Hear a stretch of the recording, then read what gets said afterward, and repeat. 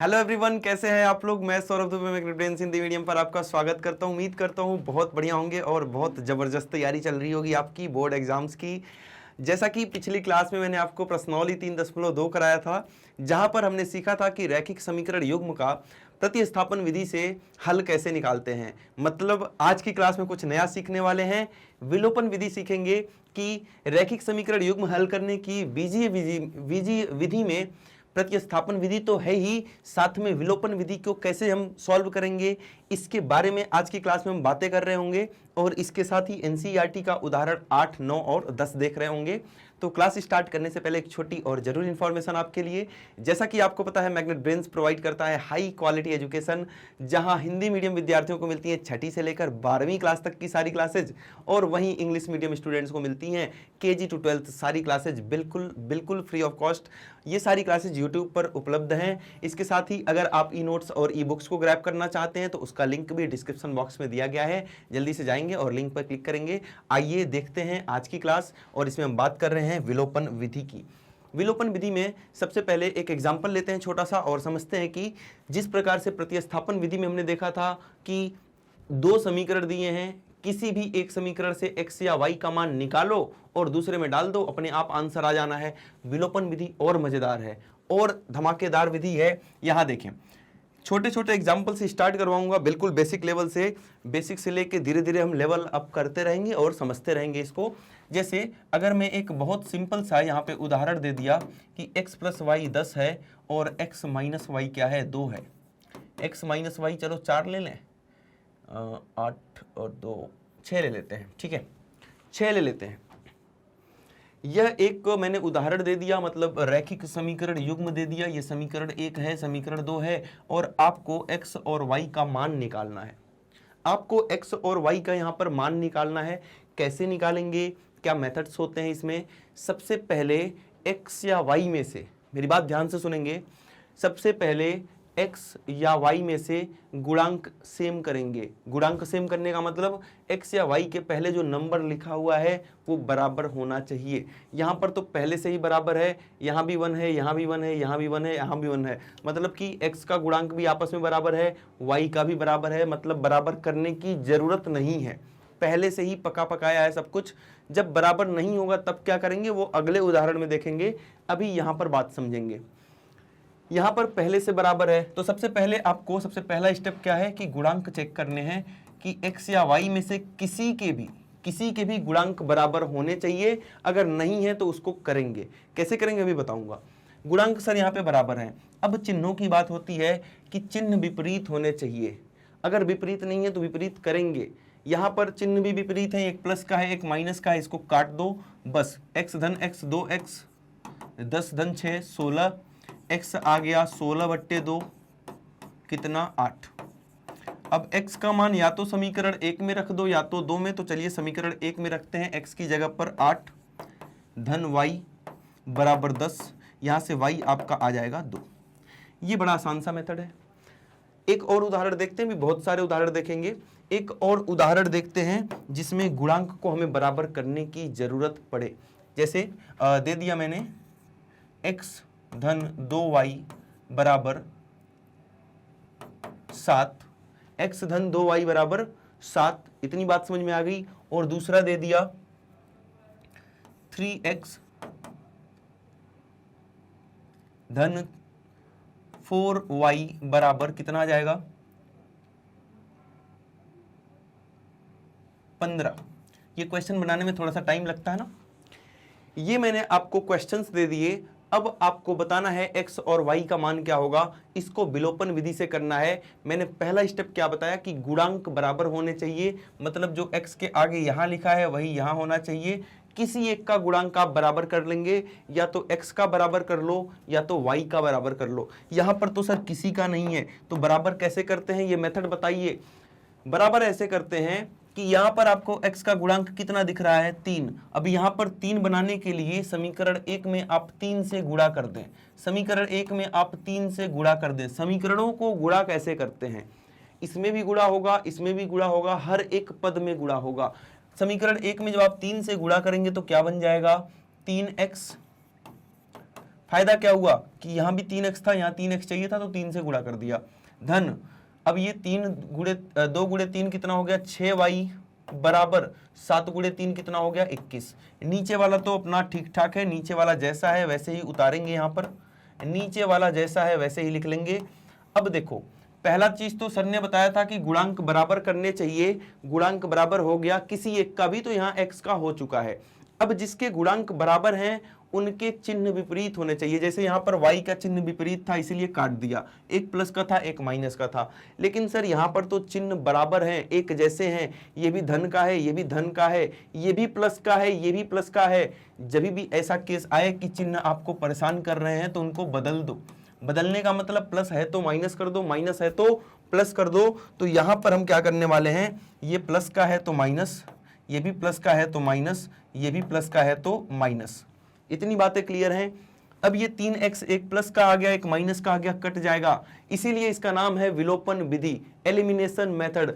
विलोपन का मतलब गायब कर देना, एक को गायब कर दिया एक बच गया। 6 - 4 2y, 21 - 15 6, तो y का मान आ गया 6/2 कितना 3। y का मान कितना आ चुका है 3 आ चुका है। समझ में आ गई चीजें। आगे की कहानी आपको पता है कि y का मान या तो समीकरण 1 में रख दो या तो समीकरण 2 में रख दो। तो y का मान अगर हम समीकरण 1 में रखते हैं तो कितना आ जाएगा x धन 2y, मतलब कि 2 गुणे 3 बराबर 7, x धन 2 गुणे 3 6 बराबर 7, x बराबर 7 - 6 कितना आ जाएगा 1 आ जाएगा। क्या क्या समझा आपने एलिमिनेशन मेथड में, विलोपन विधि में क्या क्या समझा आपने? आपने ये समझा कि x या y किसी का भी गुणांक बराबर होना चाहिए, अगर बराबर नहीं है तो कुछ ना कुछ गुणा करके, किसी ना किसी नंबर से गुणा करके हम उसको बराबर करेंगे। बराबर करने के बाद हमें चिन्हों को विपरीत कराना है। जिसके गुणांक बराबर आपने किए हैं उनके चिन्ह विपरीत होने चाहिए, मतलब एक प्लस का होना चाहिए एक माइनस का होना चाहिए, उसके बाद वो कट जाएंगे, बाकी आप सॉल्व कर लेंगे। आसान है, आसान है। आगे बढ़ते हैं, एक स्क्रीनशॉट लेंगे इसका, ठीक है। तो आगे बढ़ते हैं और देखते हैं आगे की कहानी। उदाहरण संख्या 8। उदाहरण संख्या 8 में एक आपको क्या दिया है, इबारती प्रश्न दिया है। इसमें बोल रहा है कि दो व्यक्तियों की दो व्यक्तियों की आय का अनुपात, आय मतलब इनकम, दो व्यक्तियों की आय का अनुपात 9:7 है। आपको छोटी क्लासेज में पढ़ाया जाता है कि जब भी अनुपात दिया हो तो इसको मानना कैसे होता है। एक को 9x ले लेंगे और एक को 7x। माना व्यक्तियों की आय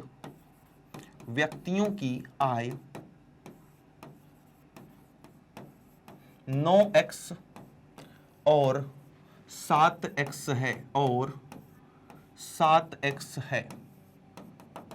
क्लियर इतनी बात, कोई डाउट नहीं है। और उनके खर्चों का अनुपात 4:3 है, तो उनके खर्च कितना 4y और 3y ले लेंगे। यहां पे x नहीं लेना, x आपने ऑलरेडी आय के साथ ले लिया। आय क्या होती है, टोटल इनकम। मान लो आपने 10 रुपया कमाया तो ये 10 रुपये आपकी आय हो गई। 3 रुपए खर्च किया तो ये खर्च हो गया। बचत क्या होती है, बचाया कितना आपने 10 - 3, मतलब 7 रुपए आपकी बचत हो गई। आ रही बात समझ में? तो आपने आय के साथ तो x ले लिया, तो खर्च के साथ कुछ और, कोई और वेरिएबल, कोई और चर लेना पड़ेगा। मतलब हम यहाँ पे y ले लेंगे, तो उनके खर्च 4y और 3y हैं, 4y और 3y हैं। यहाँ क्रमशः लगा लेंगे क्योंकि एक साथ लाइन से दिया है।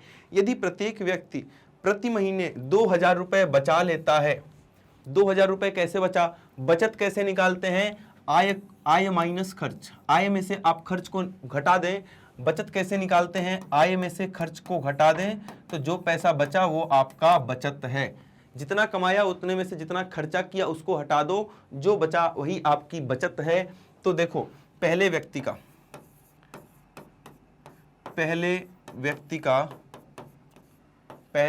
की बचत। अब पहले व्यक्ति का कहां लिखा हुआ है, यहां देखें ध्यान से। ये रहा पहले व्यक्ति का, ये और ये पहले व्यक्ति का है, और ये 7x और 3y दूसरे व्यक्ति का है। मतलब पहला व्यक्ति 9x कमा रहा है और 4y खर्चा कर रहा है, तो बचाया कितना होगा, दोनों को माइनस कर दो, 9x माइनस 4y। आगे बात समझ में, बचत क्या कैसे निकालते हैं, आय में से खर्चे को माइनस कर दो, बचत आ जाएगी। और पहला व्यक्ति कितना अच्छा प्रत्येक व्यक्ति 2000 बचा रहा है, तो ये किसके बराबर हो जाएगा, 2000 रुपए के, ये 2000 रुपए के बराबर हो जाएगा। इसी प्रकार से दूसरे व्यक्ति का अगर हम निकालें, इसी प्रकार से अगर हम दूसरे व्यक्ति का निकालें, मतलब कि 7x माइनस 3y, दूसरे व्यक्ति की बचत, दूसरे व्यक्ति की बचत कितनी हो गई, हमारे हिसाब से कितनी हो गई, हमारे हिसाब से सर हो गई 7x माइनस 3y। इतना कमाया, इतना उड़ाया और ये बचाया, और क्वेश्चन के हिसाब से ये भी कितना है, 2000। दोनों ही 2-2000 बचा रहे हैं। इसको आपको सॉल्व करना है और आपका आंसर आ जाएगा।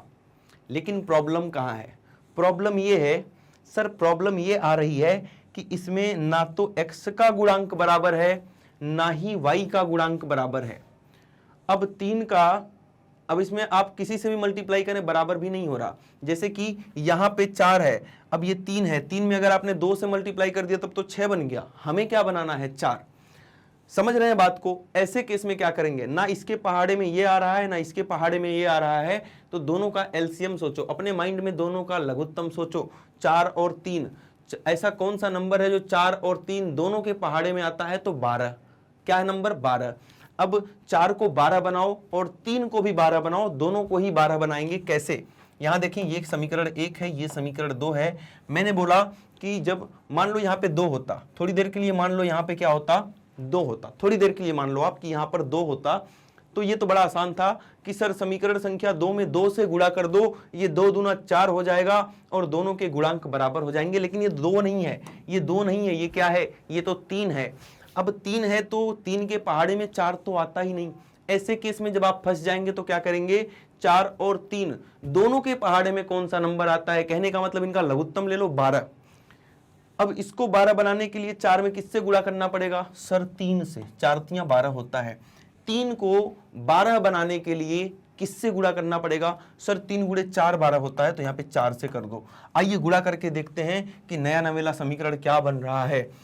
9 सबको 3 से गुणा करेंगे, 9 त्रिक 27 x माइनस 4 तियां 12 y बराबर 3 दूना 6000। इसमें 4 से गुणा करेंगे, 7 चौक 28 x माइनस 4 तियां 3 चौक का 12 y बराबर 4 दूना 8000। कोई दिक्कत वाली बात है क्या, सर ये देखो y का गुणांक बराबर कर दिया आपने, y का गुणांक बराबर हो चुका है, y का गुणांक बराबर तो हो गया, लेकिन क्या चिन्ह विपरीत हैं, क्या चिन्ह विपरीत हैं, नहीं सर ये मजा नहीं आया। चिन्ह तो एक जैसे हो गए तो चिन्हों को बदलेंगे। अब ऐसा मत करना कि बस इसी के चिन्ह को बदल दो, अगर एक के चिन्ह को बदला तो सबके चिन्ह बदले जाएंगे। मतलब ये माइनस था तो प्लस कर दिया, ये प्लस है तो इसको माइनस कर देंगे, ये प्लस है तो इसको भी हम क्या कर देंगे, माइनस कर देंगे। कोई डाउट वाली बात है, यहां तक सारी चीजें क्लियर होनी चाहिए। अब देखो, अब एक प्लस का एक माइनस का ये तो कैंसिल हो जाएगा, एक प्लस का एक माइनस का कैंसिल हो जाएगा। 27 माइनस 28 कितना होता है, माइनस का एक लिखते नहीं, तो 27x माइनस 28x क्या बच जाएगा, माइनस x बच जाएगा। इधर आ जाओ, 6000 माइनस 8000 क्या हो जाएगा, माइनस 2000 हो जाएगा। माइनस से माइनस काट देंगे और x का मान आपका निकल के आ चुका है कितना, तो x का मान आ गया है 2000। समझ में आ चुकी है बातें यहां तक, x का मान कितना आ गया, 2000। सर इसके बाद आपने बताया था कि x का मान या तो समीकरण 1 में रख लो या तो 2 में, उत्तर आ जाएगा। तो समीकरण 1 में x का मान रखेंगे, समीकरण 1 में x का मान रखने पर, ये हटा देता हूं मैं, अगर फिर भी किसी को स्क्रीनशॉट लेना हो तो ले सकते हैं इसका, ये मैं हटा रहा हूं। यहां देखें क्या बोला मैंने, समीकरण 1 में x का मान रखने पर 9x है तो 9 गुणे 2000, 9x, x की जगह 2000 माइनस 4y बराबर 2000, माइनस 4y बराबर 2000। कुछ नहीं किया हूं, बस x की जगह उसका मान रख दिया है, बस इतना ही काम किया गया है। अब ध्यान से देखिए, 9 गुणे 2000 हो गया 18000 माइनस 4y बराबर 2000। 18000 को आप उधर भेजेंगे, माइनस 4y यहीं रहेगा, तो यहां बन जाएगा 2000 माइनस का 18000 और माइनस 4y हो जाएगा माइनस 16000 माइनस से माइनस कट गया, 4 इसको भाग करेगा, 4 चौका 16, तो y आ जाएगा, y आ जाएगा 4000। कहने का मतलब है कि पहले व्यक्ति की क्या पूछा है, मासिक आय, तो मासिक आय कितनी हो जाएगी, मासिक आय। ये आंसर नहीं हुआ, यही नहीं छोड़ना है, मैं बार बार बोलता हूं, जो लास्ट में पूछा गया है आप वो निकालेंगे और उसके बाद से आंसर छोड़ेंगे। मासिक आय पूछा गया है आपसे, मासिक आय पूछा गया है, तो पहले व्यक्ति की, फर्स्ट व्यक्ति की मासिक आय कितनी हो जाएगी, कितना माना था आपने, पहले व्यक्ति की मासिक आय कितना माना था, 9x, तो x कितना है, x है सर 2000, मतलब पहले व्यक्ति की मासिक आय कितनी हो जाएगी, 18,000 रुपए, 18,000 रुपए। कोई दिक्कत वाली बात है, यहां तक समझ में आ गया। ऐसे ही आप दूसरे व्यक्ति का बताओ कितना माना था, सेकेंड पर्सन का दूसरे व्यक्ति की मासिक आय आप कितना लेकर चल रहे थे स्टार्टिंग में, तो सर 7x। देखो पहले व्यक्ति की, व्यक्तियों की मतलब ये पहला व्यक्ति दूसरा व्यक्ति, दूसरे व्यक्ति की 7x थी, 7 गुणे x का मान 2000 है, तो कितना हो गया, 14,000। ये नहीं निकालते तो भी काम चल जाता, अपना आंसर यहीं आ चुका था, क्योंकि आपसे खर्च नहीं पूछ रहा है, खर्च पूछता तब y निकालने की जरूरत थी, लेकिन अभी हम समझ रहे हैं मेथड, इसलिए मैंने x और y दोनों निकाल दिया, और ये आपका फाइनल उत्तर हो जाएगा कि पहले व्यक्ति की मासिक आय है 18,000, दूसरे व्यक्ति की मासिक आय है 14,000 रुपए। जल्दी से इसका स्क्रीनशॉट लेंगे, बहुत ही बेहतरीन क्वेश्चन है ये। यहाँ पर अच्छे स्टूडेंट फंस जाते हैं इस सवाल में, अनुपात वाले में। आपको याद रखना है कि बचत कैसे निकालते हैं, पूरी आय में से माइनस कर देंगे क्या, जितना भी खर्च किया है, जितना कमाया और जितना उड़ाया दोनों को माइनस कर दो, तो आ जाएगा कि कितना बचाया, है ना। बढ़िया फॉर्मूला बन गया, जितना कमाया जितना उड़ाया दोनों को माइनस कर दो, ये पता चल जाएगा कि कितना बचाया। क्लियर है, आगे बढ़े। कोई डाउट है क्या? तो ये देखते हैं उदाहरण संख्या 9, इसमें बोल रहा है कि विलोपन विधि का प्रयोग करके निम्न रैखिक समीकरण युग्मों के सभी संभव हल ज्ञात करें, सभी संभव हल ज्ञात करें। इसमें पता है क्या, चलो मैं हल करवाता हूं, हल होगा नहीं, इसमें कोई हल हो ही नहीं सकता।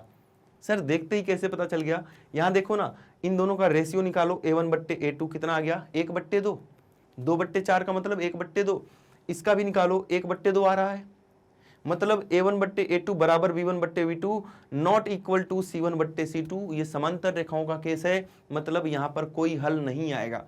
लेकिन हम फिर भी इसको सॉल्व करके देखते हैं कि हल नहीं आएगा, हमें तो नियम पता है, तब कैसे हल नहीं आएगा। आइए देखते हैं, जब आप समीकरण 1 को 2 से गुणा करेंगे, क्यों, क्योंकि यहाँ पर 2 है और यहाँ पर 4, इसमें 2 से गुणा करेंगे, 2 दूना 4 बन जाएगा। तो इसमें जब आप 2 से गुणा करेंगे तो क्या बन जाएगा, 4x धन 6y बराबर 16। ऐसे ही दूसरा समीकरण यही नीचे लिख दें, 4x धन 6y बराबर 7।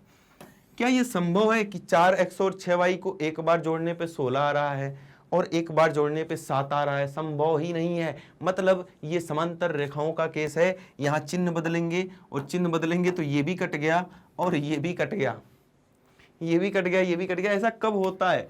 जब भी ऐसा कुछ अनोखा हो आपके साथ, तुरंत आप क्या चेक करने वाले हैं, a1/a2, b1/b2 और c1/c2। आप यहाँ बताएंगे कि ये दोनों रेखाएं क्या हैं, समांतर रेखाएं हैं, इनका कोई भी हल संभव नहीं है।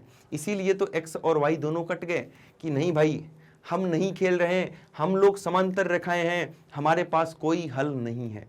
बात क्लियर है? कोई डाउट वाली बात है क्या? कोई डाउट वाली बात है क्या? 10 नंबर का उदाहरण मोस्ट इंपॉर्टेंट है, कुछ नया सीखने वाले हैं आप। ऐसा सवाल अभी तक इस वाले चैप्टर में नहीं आया था, चैप्टर 3 में ऐसा क्वेश्चन नहीं आया था जहां अंकों की बात की गई हो। इसको पढ़ने से पहले कॉन्सेप्ट समझेंगे, इसको पढ़ने से पहले कॉन्सेप्ट समझेंगे, कॉन्सेप्ट क्या है इसके पीछे का। जब भी आप एक नंबर लिख देता हूं मैं 53, ये कैसे बना? क्या ये 5 और 3 से बना है? बिल्कुल। लेकिन इसको बनाने का तरीका है कि जो दहाई का स्थान है उसमें 10 से गुणा करेंगे। ऐसे याद रखो, 10 गुणे दहाई का स्थान कैसे बनाइए, 10 गुणे दहाई का स्थान धन इकाई का स्थान।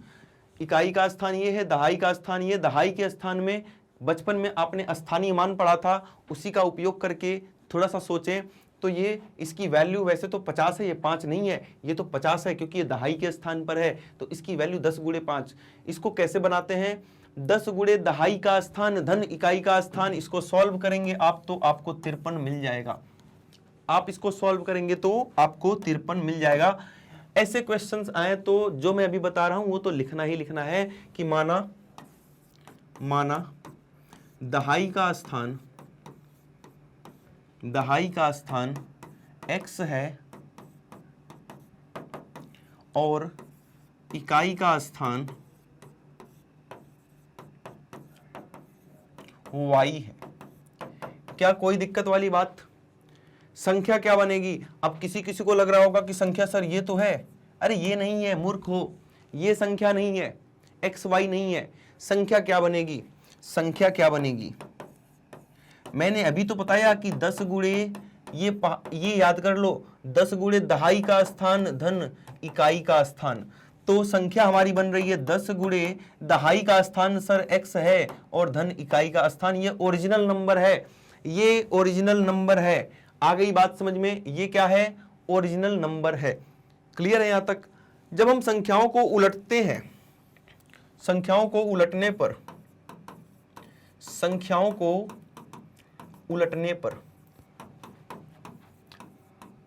क्या सर संख्याओं को भी उलट देते हैं मैथ में? हाँ, संख्याओं को उलटने पर, संख्याओं को उलटेंगे। उलटने का मतलब है कि जो दहाई के स्थान पर था x, उसको इकाई पर भेज दो, इकाई वाले को दहाई पर, तो नई संख्या क्या प्राप्त होगी?